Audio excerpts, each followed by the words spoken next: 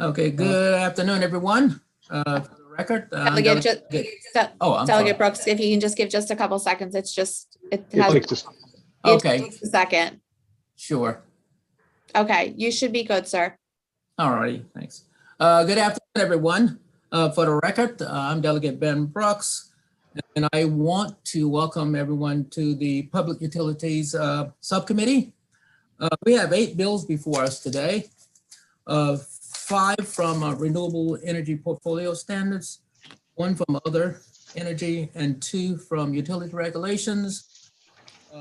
We'll go ahead and get started. Council, you just want to go ahead and where do you want to start, Mr. let's Chairman? start off with HB 174. Okay, down near the bottom of the list under utility regulation. Yes, please. House Bill 174. This would apply prevailing wage to investor-owned utility projects. There were no amendments in the file. Okay, thank you. Any questions from anyone?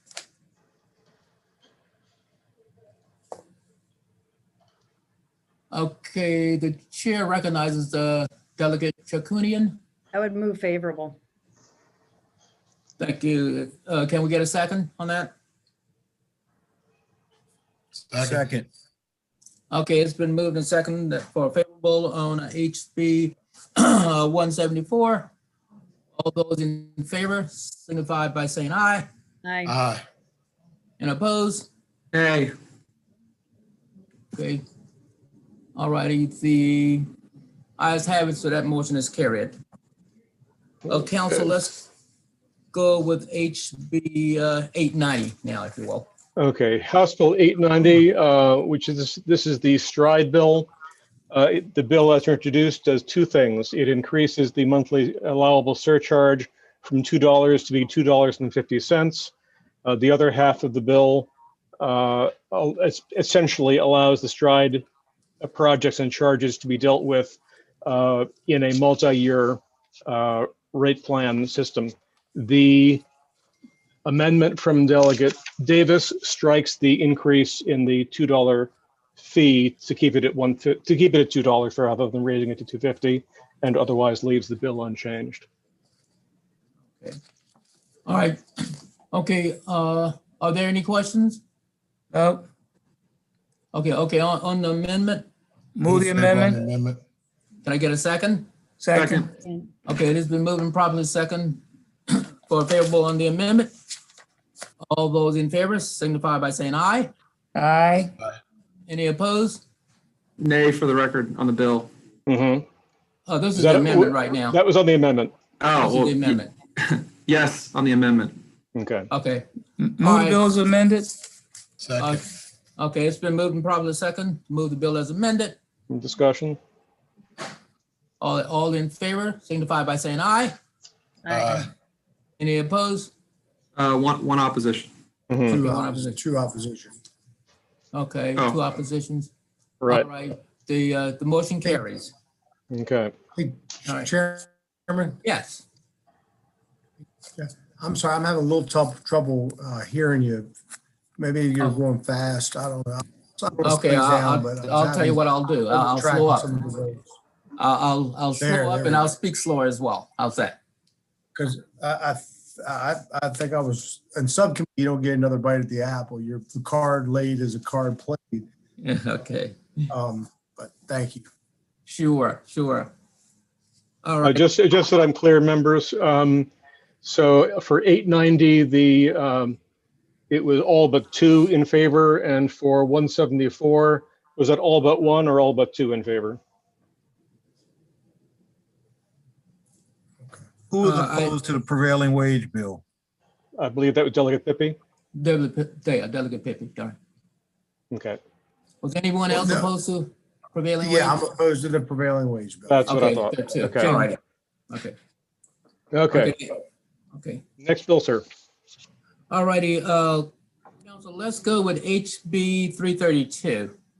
Okay, this bill would, which we've previously seen from Delegate Mosby, would remove waste to energy and refuse to energy from Tier 1 renewable portfolio standard. Essentially, it stops the basic garbage incinerators from qualifying for tier 1. Have we normally voted on this in the past, Bob? The committee has killed it I consistently. move unfavorable. Second. All right, it's been moved unfavorable in second. Do we have any questions? Well, all in favor on the motion, I'm sorry, signify by saying aye. Aye. Aye. And any opposed? I am. Just, yeah, this was a Senator Huff's bill last year, I think I remember. So I'll just for the record, no to the unfavorable. Okay. Look at Okay, I that, Delegate see. Davis. You should have voted this one when it was just you and me. Okay, it seems like there are 2 opposed. Okay, well, the ayes have it, that motion is carried. Voted unfavorable. Okay. All righty. Okay. All right, council, the next bill would be HB 561. House Bill 561 from Delegate Davis. This is the one that puts wastewater, thermal, and other into the renewable portfolio standard in tier 1. Delegate Davis does have an amendment proffered, and let me see if I can bring that up to share that. Here we go, I hope. Okay. Okay. Delegate Queen is joining us, as well as Mr. Santry. So this House Bill 561 with the amendment here, the amendment strikes language dealing with wastewater treatment plants used to generate electricity, thermal energy, or mechanical energy, and instead puts separately methane from anaerobic decomposition as an item within qualifying biomass, and then goes ahead, actually no, within tier 1, sorry, not qualifying biomass.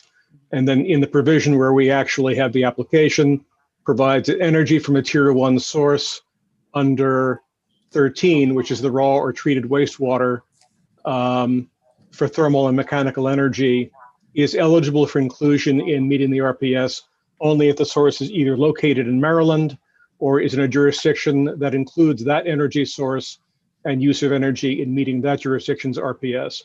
Essentially, that's a reciprocity provision, so that it would only be able to, actually, it would still have to be within PJM, because that's the overarching provision for this title and subtitle of the Public Utilities article. But within those jurisdictions, it would also have to be in one that we could only accept out-of-state recs from states that also authorize raw or treated wastewater as a heat source or a heat sink for heating or cooling as part of their RPS.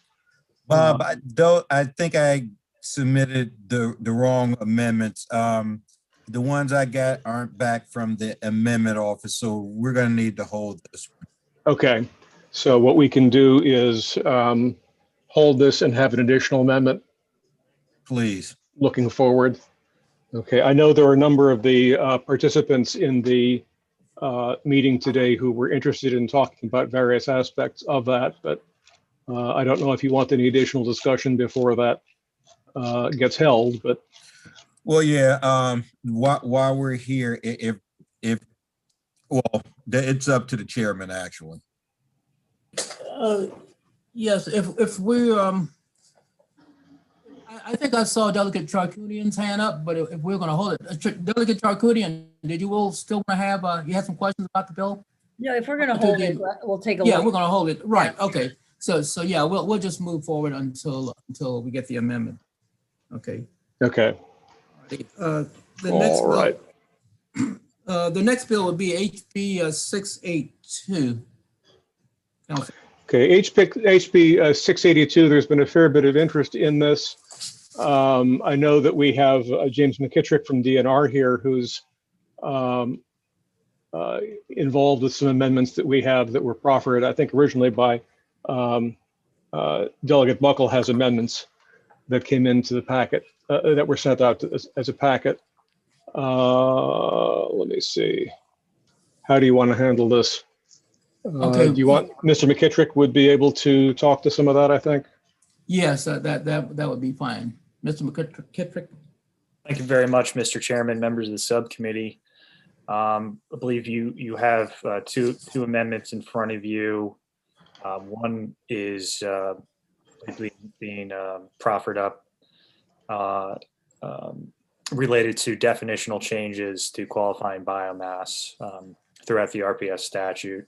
DNR has, generally supportive of that.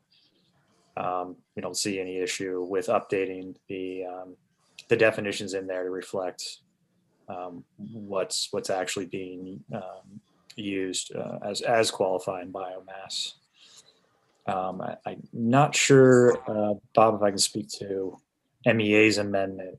I think that is covered. I think that was addressed in just the previous bill. Okay, I'm here with this is the amendment from Delegate Buckle.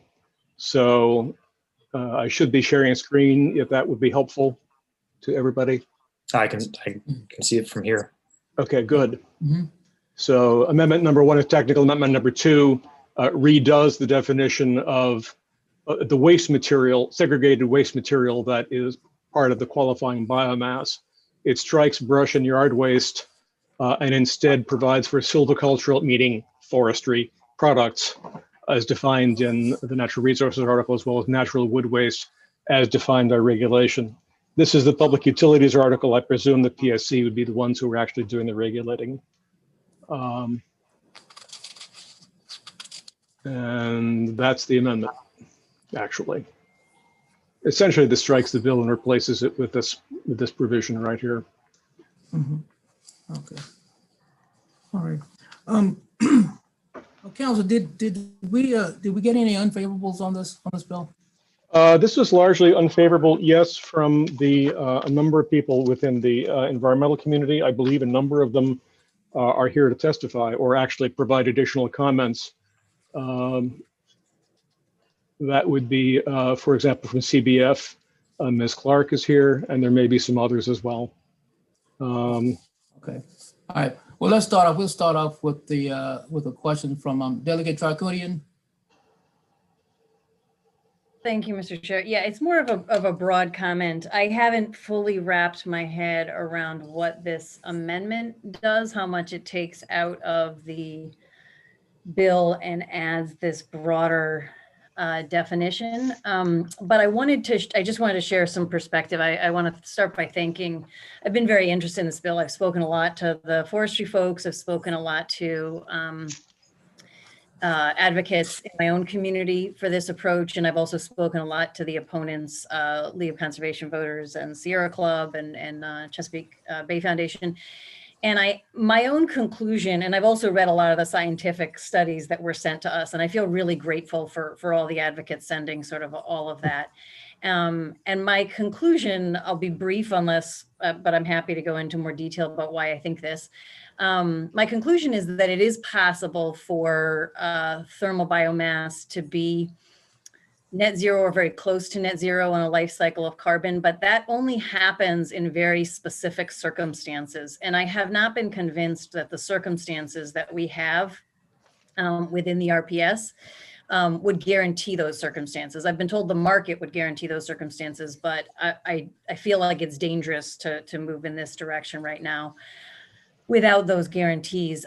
There's also the issue of localized pollution that comes with any kind of combustion.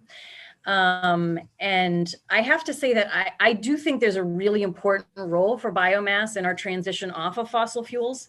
And what I have said to a lot of the advocates is I wish we could not start the conversation with, can we put this in the RPS, which I think is the wrong direction for the RPS, but actually start the conversation with what is the role and what are the ways that we can support and encourage thermal biomass as part of our transition off of fossil fuels, and do it in a way that ensures that it's happening in a sustainable direction. And there might be something within a thermal carve out of an RPS, but it might be some other solutions as well. And my concern, just in speaking like with the Public Service Commission, But what would qualify, it's just a wide range. It's not necessarily even what I think all the advocates intend for it to include. It's a really wide range of things that could end up in here, including somebody's just fireplace, which means they could chop down, virgin forests and burn in their fireplace. I don't think that's the intention of the advocates, but that's the concern when you have something this wide. And so my, without going into detail on all those pieces, I'm not arguing against the possibility that that biomass can be very close to net zero. I'm not arguing against the possibility that it's an important part of our transition off of fossil fuels. I agree with that. I'm just struggling with this idea of putting it in here with all the potential unintended consequences.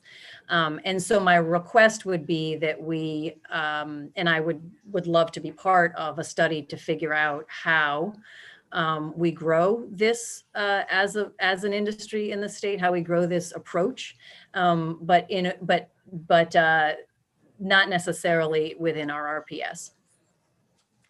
Okay.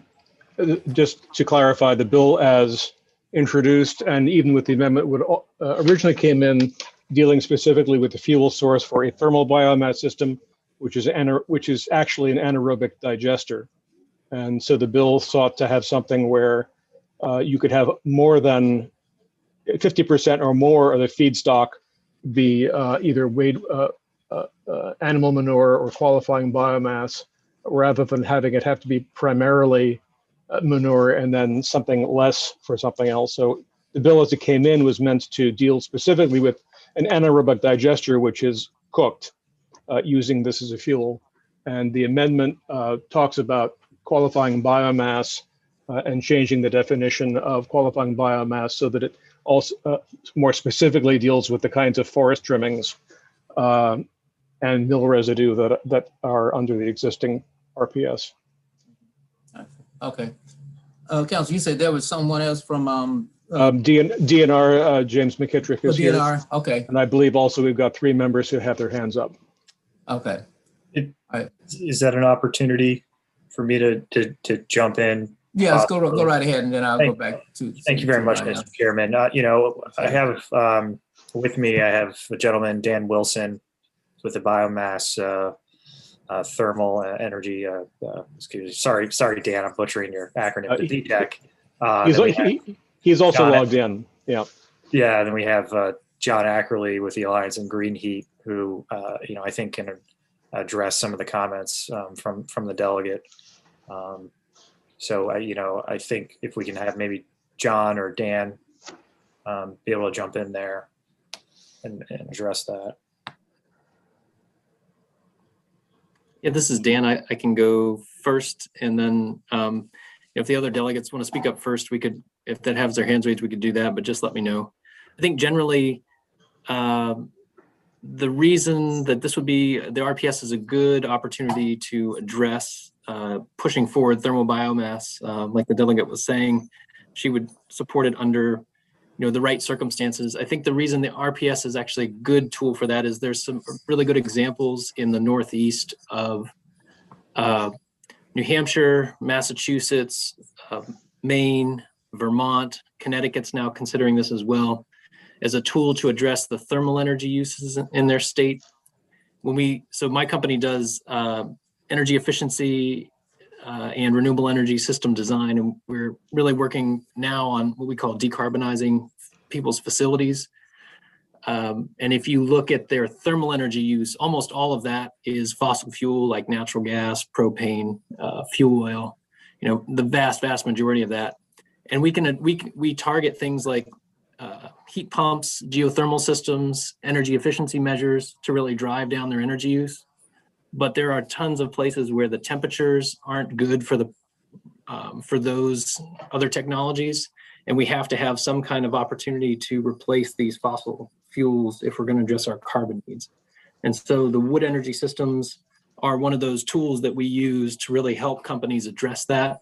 The other keys that I think you might want to understand associated with this, and the definitions here, if you look at those that are on the screen now and what's in the RPS now, those really are defining waste materials. We don't like to call them waste, But if there isn't a market for them, they become waste and they are treated in a way that's not good for the environment.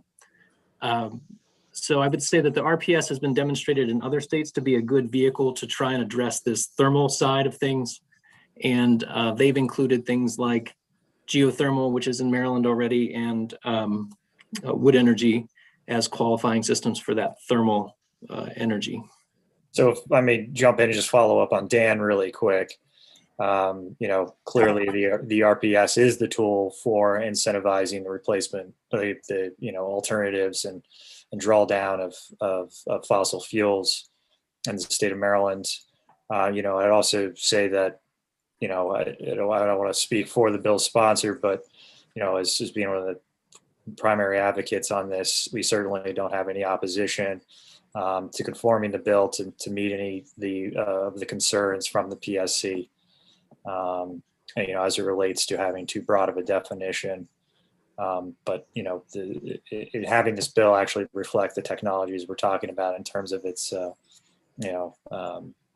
unique form of combustion that I'm sure Dan could speak to later, that isn't actually combustion. And to, I think, need to consider with other things like even geothermal. Geothermal, I know this is a big topic in the committee. Geothermal actually relies and is only as good in its greenhouse gas reduction mitigation as the grid it's attached to. And so I think that's an important point. I think the committee should be aware of. If we're going to put this technology under the microscope, we should also be, making sure that we're giving every other technology that's before the committee another, a similar fair shake, if you will. Okay, Mr. McKittrick. The chair recognizes Delegate Queen. Thank you, Mr. Chairman. And some of this might have been talked about when you talked about HB 561. Sorry, I got on late. So my biggest question is kind of from a general standpoint, and I'm sorry I don't understand this technology as well as my colleague from Montgomery County, but I'm not understanding the key issue that the environmentalists have about HB 682. Is it that they don't believe it should be part of the RPS or it should have its own carve out? And then why, in my understanding, HB 561 still puts in the thermal biomass in there. So why aren't they concerned about HB 561, if that makes sense?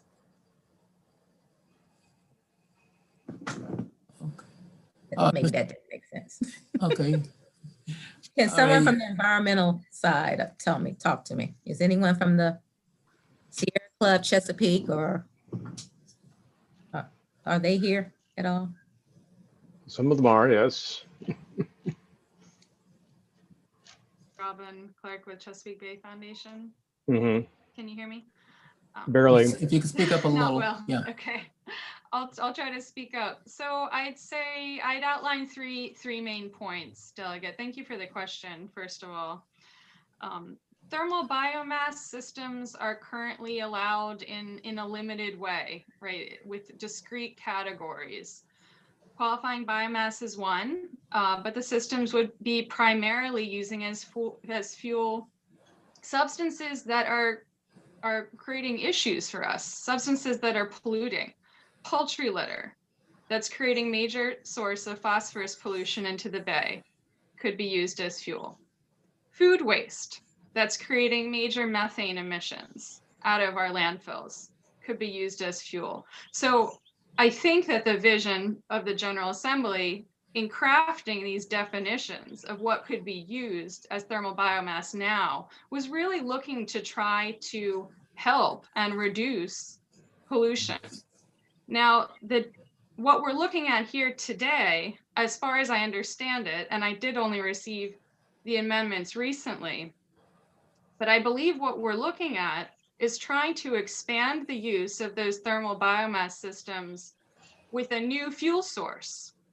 And the fuel source has been alluded to as just waste or excess from the wood industry.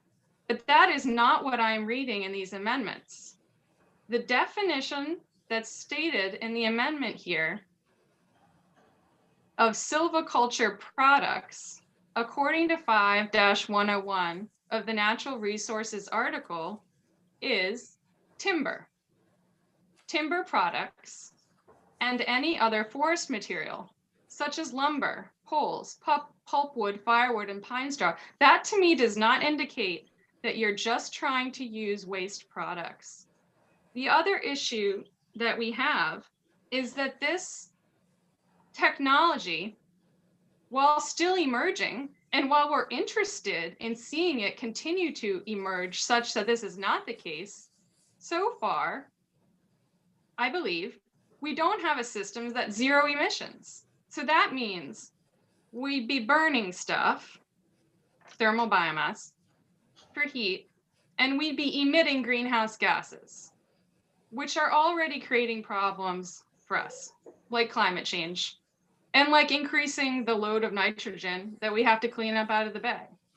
So we don't think that belongs in RPS, but I would like to echo the comments of Delegate Charkoudian, who said she's been in a conversation with some of the proponents of this legislation. So have we. And we do think there is potentially some mutual goals coming out of this, a way forward that we could think about thermal biomass systems as a potential for a transition away from fossil fuels, but that does not mean that they belong in the RPS.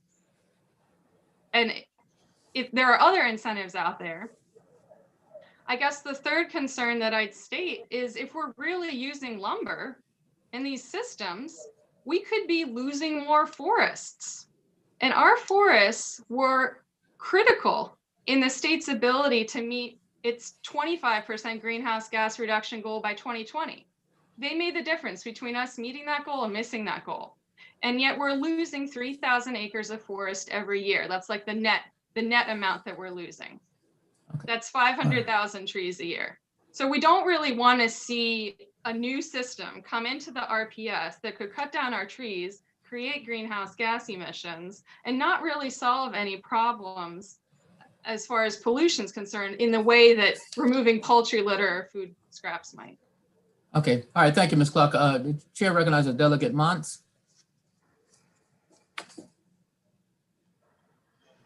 Oh, thanks, Chairman. Rob, I missed the first, because you were responding to Delegate Queen's question about comparing 561 with this bill, and you said there were three things. It was food waste, qualifying biomass. What was the other thing? In comparing Poultry the litter, excuse me, poultry litter. Okay. This current in the current law. All right. So, and I appreciate your concerns very much. I know I was a little hostile during the hearing because I just gotten the hostile treatment from some landowners about this issue, so it was ripe. But in taking a step back and looking at this, have you reviewed what information do you have about forestry and the regrowth of forest? Because I've spent a lot of time talking to different individuals and even DNR about the importance of maintaining healthy forest, not just forest, but healthy forests. And that, when you're doing forestry, you get better return out of those trees that are in was like 3 to 6 year old trees. And we look at the definition of this, the new definition in the amendment. You can tell just looking at an area where that wood that would go to this sort of a source, when there's been forestry in places where there wasn't that opportunity, and they look like a wasteland. I mean, there's nothing can grow back there where those trees have been taken down because there's so much roughage just laying around. It looks like a scene out of a war movie. Have you considered those implications on the forestry and how, if this were enacted, how that would possibly create an outlet to incentivize more forest growth? Thank you, Delegate, for the question. We do agree that there is a way to manage forests such that it maximizes the carbon sequestration potential. My concern is that the bill language that I'm seeing here in the amendment would not necessarily limit use of just timber products used for that type of forestry management. Right. So again, we're happy to continue a conversation with the proponents with that mutual aim of making our state's forests deliver for us on carbon the best that they can. But I don't see that specificity here, even in the amendment. Because this bill is just changing the definition of qualifying biomass. It's already in the RPS. That's correct. Is my understanding of that. Is that correct? As I understand it, the amendment is changing the definition of qualifying biomass, but there's still the underlying bill language that would take out the word primarily, such that thermal biomass systems wouldn't primarily be using poultry litter. Yeah. So Bob Smith, this is already in the RPS. It is what the bill as introduced from Delegate Buckle essentially takes out the requirement that one of these thermal system would be primarily fueled with animal manure, with food waste or other qualifying biomass being a secondary source, and would instead allow one of these, essentially a thermal digester, to be fueled with any combination of animal manure, qualifying biomass, or food waste. So it's changing the percentages, if you will. What the amendment does is it goes to another issue relating to what happens with wood waste. And I believe Mr. McKittrick, who has his hand up, can probably go directly to that issue. Okay. Thank you. Okay. Mr. McKittrick, go ahead.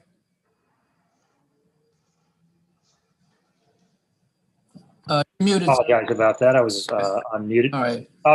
To the issue of how the bill is currently drafted, whether there's any preference of in terms of are we invested in the food waste piece, or are we invested in the poultry litter piece? It's just simply a choice of bill drafting. We have no position on the food waste portion, or at this time, we don't have a position on the animal waste portion. But if it's the subcommittee and the committee's belief that it might just be cleaner, we would be happy to talk through and assist on drafting language to make it clear that this is applicable only to woody biomass and not further past that. All right. Thank you. Chair recognizes Delegate Branch. Yeah, thank you, Mr. Chairman. I was been listening and learning about this biomass issue, and I kind of agree with Delegate Charkoudian. This is a topic that's going to need a lot more discussion and clarity, and I think studying this issue or looking at it closer is the right thing to do. I was going to ask that we hold the bill. We only have a few more, maybe an hour before we go back to the floor. So that was going to be my request. I know it's other people have their hands up, but that's where I was going. Okay. All righty. All right. If we're going to hold it, I can give a couple other hands I saw earlier, but we're going to hold it. I don't know whether or not we need to go ahead and engage in extended dialogue. But Delegate Pippi, I saw your hand up earlier, so I'll give you a chance to say something, and then we can go with the bill. Yes. No, I agree with Delegate Branch. We do have a short amount of time here. Yes. One thing that maybe Mr. McKittrick can help the committee with is just but bringing back some more information on the extent of the biomass, especially out of Western Maryland. How much of that product is there, and and how important is it for us to kind of maybe address it creatively with what we're trying to do with this bill. So maybe you could report back to us for the next time. Delegate. Yeah, we should have some estimate. It may just be a ballpark, but at least within the general range. Okay, great. Thanks. All right, thank you. Delegate Howard, we're going to hold this bill. Did you want to say something? Or I just want to ask DNR a quick question for clarification, if that's all right. Sure, go ahead. Yeah, I know we're going to hold the bill, but James, I mean, I heard it testified to earlier that it was our existing forests that help us meet the 25% reduction in as far as TMDL, but the reality is that that was a tree planting program where the state was given money by the federal government to meet that 25% reduction. And essentially, is it true or not true that tree planting program, that's essentially the trees that we're seeing planted in right-of-ways and in the middle of the road? I know driving down Muddy Creek Road on 468 where I live, there's trees. People were very upset. They thought that their property was being encroached on within the right-of-way and easements and things like that. So I just wanted to get some clarification from that. Yeah, Whether you want to talk on it now or next time. So. Yeah, I just briefly, I would say I think the characterization that trees are going to be cut down in order to fulfill this, I think, is completely erroneous. As we talk about the waste issue, and certainly the General Assembly shares DNR's concern with meeting our various goals for tree planting, including those mandated by the 2014 Chesapeake Bay Agreement. And that's obviously another piece of legislation that's being debated currently in the House and in the Senate. Thank you. Okay. All right. Thanks. Okay. Next, we're going to move on. Council, let's go on to HB 1007, if you will. Okay.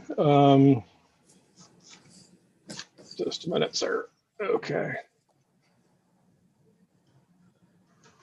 1007, this is from Delegate Charkoudian. The essentially changes out, makes additions to the RPS system with respect to geothermal. She had two bills, 40, which was the study, and 1007, which is the actual bill that moves forward with geothermal heating and cooling systems. I mean, we currently have a geothermal component. What this does, this requires a certain portion of the RPS from 2022 going forward to be derived from new installations being post 2021 geothermal, and then talks about deployment of these systems in areas of low and moderate income housing, at certain institutions, certain types of schools and hospitals. And then also provides for those who do the installs being certified by the PSC as having certain labor characteristics, also requiring the commission to adopt regulations to do that. And then provides a separate compliance fee, alternative compliance fee for failure to meet the geothermal ban post the new geothermal systems, reducing from 10 cents to 6.5 cents in 2026 and later. Provides for some monies from the CEF fund to be used for those compliance fees for the post 2021 systems to go into a separate account within CEF to be used for supporting new geothermal systems in those areas. And then finally, it sets up a work group to study the issue further, which is essentially a House Bill 40 engrafted into this bill. Okay. All right, Delegate Charkoudian, I saw you with your hand up. Did you want to? I hope I haven't butchered that too badly. Oh, okay. Oh, no, you did a great job. Thank you. I was just going to mention that if my thinking was that because House Bill 40, which is the study, is essentially incorporated into the second one, there's not a need to pass both. I just, when I wrote House Bill 40, we weren't sure if we were going to be able to pull the other one off. But I was just going to remind folks that this was that in addition, in my mind, in addition to this being really important as it relates to geothermal, what I was trying to do in designing this bill is create a really good model for working with labor and environmentalists and industry and environmental justice folks who do advocacy for low-income ratepayers, and really kind of design a path forward that I hope we can use not only on this bill, but on other legislation that promotes clean energy, promotes good jobs within that, and transition for folks who have skill sets in a fossil fuel industry into clean energy, as well as prioritizing communities that have historically received the brunt of climate change in terms of the low income carve outs and so on. So I'm happy to answer any specific questions. And I do have a set of amendments, the amendments that we have. Most of them are just sort of technical fixes of issues that came up as we went along. But a few of them address the Public Service Commission's concerns. They had concerns that they were tasked with some things. They can speak for themselves about their thoughts on the bill generally, but they had concerns they were tasked with some things that they weren't, didn't have the capacity to do, and we've removed them. Okay, and they are here to speak. Okay. Yes, thank you. Lisa Smith, Director of Legislative Affairs for the Maryland Public Service Commission, and I'm here with Kevin Mosier as well from the technical side. And we appreciate some of the very recent discussions we've had with some of the geothermal folk and Delegate Charkoudian. And one of our concerns related to, it was similar to our concerns that we have with the climate and labor bill. We currently do not have any ability or experience in doing certification for things like labor, wages, health, anything like that. It's other state agencies that handle those things. So we are a little concerned about how you would want us to implement that part of the law. There is a proposed amendment to 7704H6, but it's still, the certification requirements are still in the legislation, and we don't know how, if the intent is that there's some kind of third-party certification that happens, if it's self-certifying, because we're really the only entity that's still signing off. So we're not quite sure how that works. And we don't have a lot of data on this topic, which we actually thought HB 40 was the better way to go. We would recommend doing a study to determine whether this is needed, what's the right target, so that you're sure that there's a third party such as Maryland Energy Administration that could assess the data. And we also had another concern. We've never done evaluations of commercial system savings. I know it's mentioned in the current law, but we've never done it. And if we were assessing that law, we would say the same thing. We're not exactly sure if we got a consultant, if someone else could help us do an engineering study for commercial systems. We have consulted all our technical folks, and they're just not really sure how that would work. I think those are our major points. We would also need to, we did have a fiscal note on this, and we would also need to set up a new system like we have for solar to process the applications and connect with PJM GATS and approve applications. So in order to set all that up, I would think if this does pass, we would need more time. But I will kick it over to Mr. Mosier in case he has anything to add more on the technical side. Thank you so much. All right. Actually, Lisa, you covered everything very well. Thank you. Okay. Thanks, Lisa. And Delegate Charkoudian, you were saying that, were you suggesting that you might want to withdraw 1007? No, I definitely don't. Oh, okay. I was saying that I would withdraw House Bill 40 and we would move 1007. I was saying that House Bill 1007 is a model for what clean energy legislation ought to look like. That's what I was saying about House Bill 1007. And I would just say, I mean, I think if we want to go through some of the specific points, I mean, I can answer where some of the issues that the PSC has are in the bill. People are concerned about those specific points. Like it's kind of a detailed, but I don't know if people want to sort of speak more generally about the bill before I. Yeah, yes, let's do that. Delegate Howard. Thank you, Mr. Chair.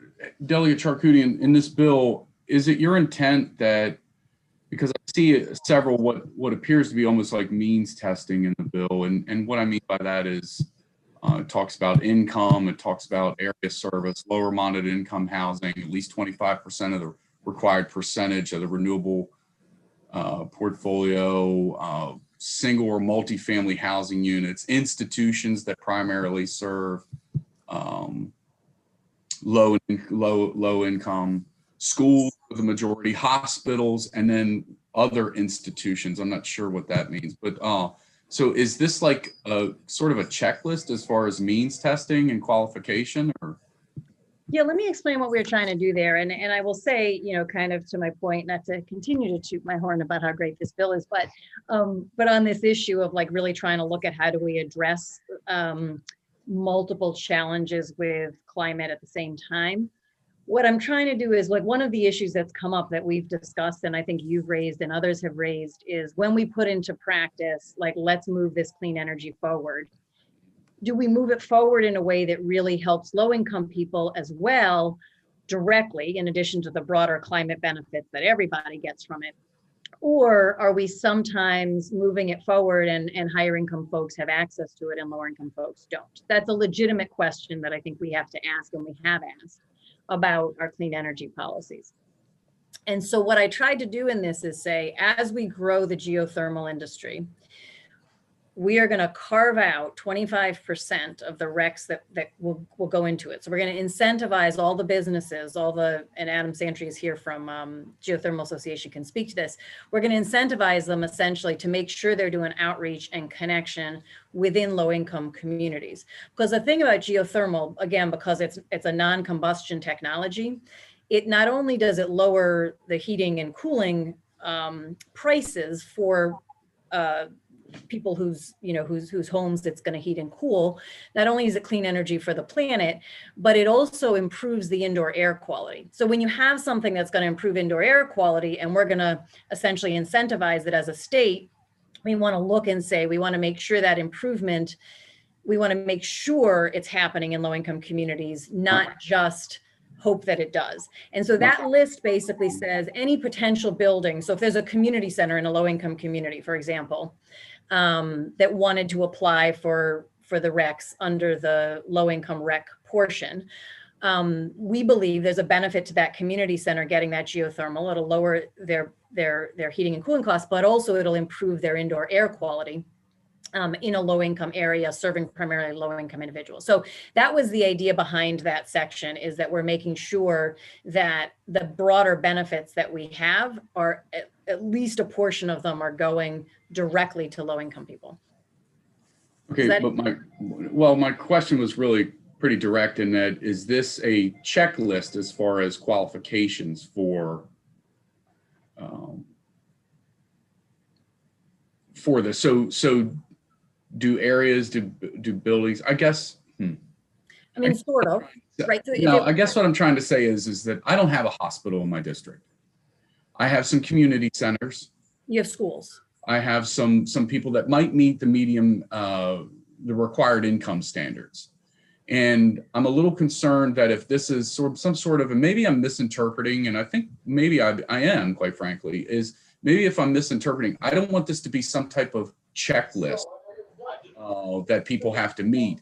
And then let's say an area like Montgomery County that does have a hospital, that does have lower income, that does have a combination of all of these things. Let's say 4 out of 5 of these things gets more access to this than a more rural community. I got it. Like mine. You see what I'm getting at? I do. Can I try this? So the flip of it is 75% of the RECs go anywhere with no checklist, right? Right. So if you don't have a low moderate income multifamily housing, or you don't have a hospital, or you don't have a school that has a high farms rate, then your community would benefit from the remaining 75% of the RECs. Okay. Does that? All right. Yeah, that helps. I thank you for that answer, and I'll probably reach out to you, get a little bit more clarification. Talk a little more about that. So, Mr. Chair, if I can be excused, I'm due an HGO for another bill hearing. I'm sorry to cut short, colleagues. Oh, okay, sure. The Delegate Queen? Thank you, Mr. Chairman. And thank you, Delegate Charcuti, for explaining the connection between HB 40 and HB 1007, because I was a little concerned there. Based on some of the comments I'm hearing from my colleagues as well as the PSC, I would probably propose that we go forward with HB 40, the study, and if we need to update it with some of the information from HB 1007 as the model, as a guidance for that study, that would give PSC the time they need, but also give us time to understand this model and how it would fit in with what we're doing now. That would be my proposal. I think this is a lot for us to digest. Again, I'm not as familiar with this content as you are, and I can't really dive into it and provide what I think is meaningful comments. And so I think that would be helpful. That's my suggestion. Thank you. I'm happy to hold the bill for now. I mean, I hope we still have time before crossover. I hope we wouldn't today decide to hold it permanently. I think there's answers to all the questions, but I'm happy to hold the bill now if folks, we can take some time to answer the questions. Oh, okay, then, yeah, that's what we'll do on HB 1007. Sure thing. Okay, thanks. Council, we'll go to the next. Okay. HB. This is HB 40. You want to hold both of them? Yes, Yeah, let's hold both of them. Okay. Yes. Okay. Okay, well, that brings us to the last bill on the list, House Bill 379, Public Utilities, Low-Income Housing, Energy Performance Targets. There's a whole raft of amendments here, although they've been consolidated into, I think it's 723-120 and then 443-128. Delegate Charcuti provided a reprint of the bill with the 723-120. Let me see if I can find that.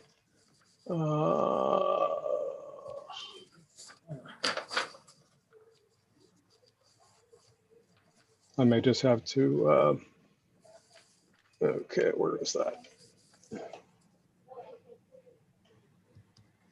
I have it. I'm not sure if I can share my screen, but that's easier. I think I have it right here. Let me just see. Oh, that's the amendments, sorry. Okay. While you look for it, would you like me, Mr. Chair, to talk about what the amendments do? Yes, go right ahead, Delegate. Okay, thank you, Mr. Chair. So the amendments, I think the most significant one is that it removes the natural gas expansion fund, which I know several members of this committee have been concerned. It removes that as a funding source. And then because we're taking that funding source away, it phases in the goals of getting to 1% energy efficiency, phases in to go up to 0.4%, then 0.5, 0.6, and then to get to 1% by 2026, so that it doesn't require that that $30 million. So without that $30 million, we have to move more slowly. That's really the most substantive change in the bill. The other changes are additional folks asked to be on the work group, the Office People's Council and the Multifamily Housing Association. And then I think those are the major issues. Oh, and then the other thing that we did is we consolidated more of the funding sources for the Department of Housing and Community Development, so they could leverage all of them at once. So that's what the first set of amendments does once he pulls it up. The second set of amendments, the Public Service Commission had asked for us to add, and Lisa can answer if I'm not doing this justice, for us to add just a number of areas of information that the Department of Housing and Community Development would report to them, so that they could then compile that report in their broader Empower report and report it to us. And so that second set of amendments is that set that came from the Public Service Commission. Okay. Delegate, did you want me to weigh in or? Yes, go ahead, Lisa. I would just concur with what Delegate Charcuti just said. One concern we had in the bill from last year was that some of the wording, just the way it was drafted, had required the PSC to kind of direct DHCD to do something, and our general counsel didn't think legally to do that. So Delegate worked with us and fixed that. And I think from our perspective, it's fine. I don't want to speak for, DHCD, but from our perspective, yeah, I think it definitely does the job. So I appreciate it. Okay. Okay, you should be seeing the reprint now. Yes, okay. Okay, these are altering the definition of amendments alter the definition of low-income program, talking about conservation measures as well as those to reduce utility expenses and those that qualify for DHCD's low-income assistance programs to empower multifamily efficiency and weatherization assistance.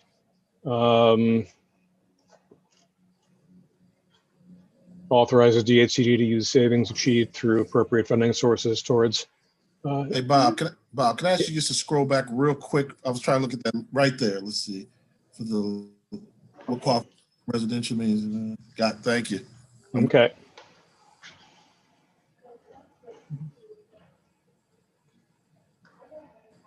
Okay, so they can use the Empower surcharge and USDOE funds to provide for certain program funding. This is all okay. In addition, the plans that have to be developed by DHCD and submitted to the commission by September of this year have to include proposed average lifetime measures for insulation and weatherization, but they have to do it through a stakeholder engagement process. And again, that's to be done by September 1st of this year. And the plan has to be for 2 subsequent calendar years. Continuing through.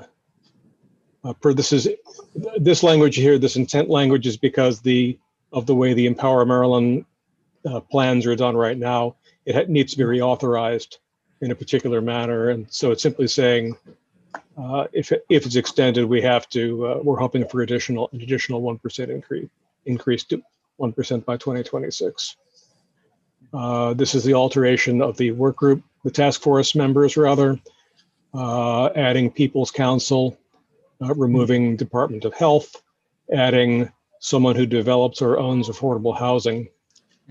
But the task force chair can add others as well. So if MDH wanted to be in there, they could do that, for example. Okay, we're striking the provisions here on SEIF. Bob, let me ask you quickly. Yes, sir. $30 million that for funding that was supposed to be that's to come from Empower. Well, we're taking out the money from the. We've taken out the money from the AltaGas merger. Right. We're no longer dealing with SEIF.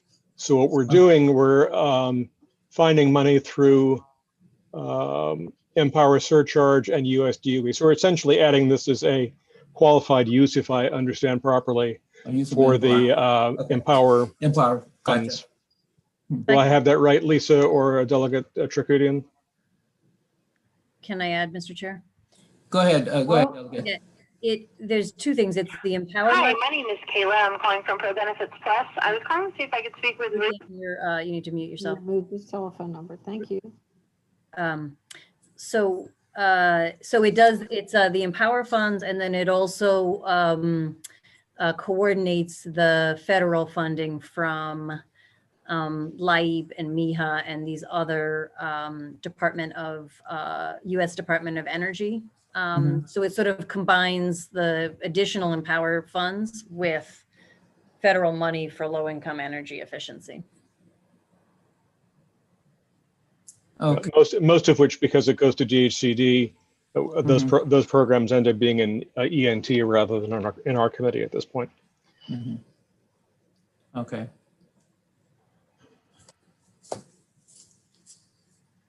So if there aren't other questions, I would like to move the amendments if I can, Mr. Chair. Okay, hold on, let's make sure. Are there any other questions? Oh, there are some hands up. Oh, yeah. Yes. Okay, I'll start with Delegate Montz and then Delegate Branch. I'll be very quick. And so the Atlas gas section that was in the bill, Bob, that's taken out by the amendment. Yep, gone. Correct. That money has already been spent.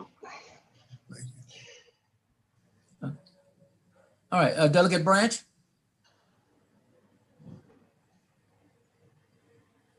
I'm still learning how to work this thing.